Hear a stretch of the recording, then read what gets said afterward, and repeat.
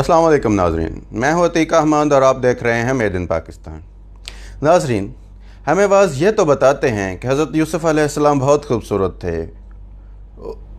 उनका हुस्न बेमिसाल था, वो बहुत हसीन व जमील थे, मगर कोई ये नहीं बताता कि उसी यूसुफ़ अलैहिस्सलाम ने अपने मुल्क को एक ऐसा मुआशी प्रोग्राम दिया कि उस मुल्क में 7 साल तक कोई एक भी इंसान भूख से नहीं मरा। हमें वाज़ ये तो बताते हैं कि हज़रत सुलेमान अलैहिस्सलाम की बादशाहत बहुत दबदबे वाली थी, बहुत बड़ी थी। ऐसी बादशाहत थी कि उनसे जिन्नात भी डरते थे, जिन्नात भी उनके ताबे थे, मगर उनकी सियासी बसीरत के बारे में कोई नहीं बताता कि उनका मुल्क जो एक सनती इकॉनमी था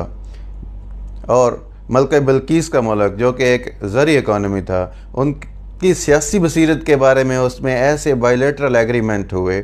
कि दोनों मुल्क खुशहाल हो गए, दोनों में कोई भी आदमी भूखा ना रहा। हमें ऐसे बायलैटरल एग्रीमेंट की आज भी इस दुनिया में, पूरी दुनिया में कोई मिसाल नहीं मिलती। मुझे वाज़ ये तो बताते हैं कि हज़रत मोहम्मद सल्लल्लाहु अलैहि वसल्लम की जुल्फ़ें वल्लैल और रोए मुबारक व दुहा के थे, मगर मुझे ये कोई नहीं बताता कि ऐसा ज़माना जहाँ जहालत का दौरा था, हर आदमी एक दूसरे को काटने को भागता था, भूख थी, प्यास थी, जहाँ पर इंसान बिलक रहे थे, एक दूसरे की तज़लील हो रही थी, वहाँ हुज़ूर पाक सल्लल्लाहु अलैहि वसल्लम एक ऐसी तब्दीली लाए कि वहाँ पर ज़कात देने वाले तो बहुत हो गए, लेकिन ज़कात लेने वाला कोई ना रहा। वहाँ जहाँ आधी दुनिया पर्शियन एम्पायर और रोमन एम्पायर में बटी हुई थी, जहाँ आधी दुनिया रशियन एम्पायर, आधी दुनिया पर्शियन एम्पायर और आधी दुनिया रोमन एम्पायर के जुल्म व इस्तबदाद में दबी हुई थी, जहाँ इंसानियत की तज़लील हो रही थी, वहाँ दोनों जगहों पर कोई एक भी आदमी की तज़लील ना होने दी, कोई एक भी आदमी को भूखा ना मरने दिया, वहाँ किसी एक भी आदमी के इंसानी हकूक़ को पामाल ना होने दिया, किसी भी लॉ को वायलेट ना होने दिया। मुझे अंबिया कराम का किरदार का तारफ़ चाहिए, मुझे सिर्फ़ उनके शक्ल सूरत का तारफ़ नहीं चाहिए मुझे, क्योंकि आज मेरा भी माशरा क़यामत ख़ेज़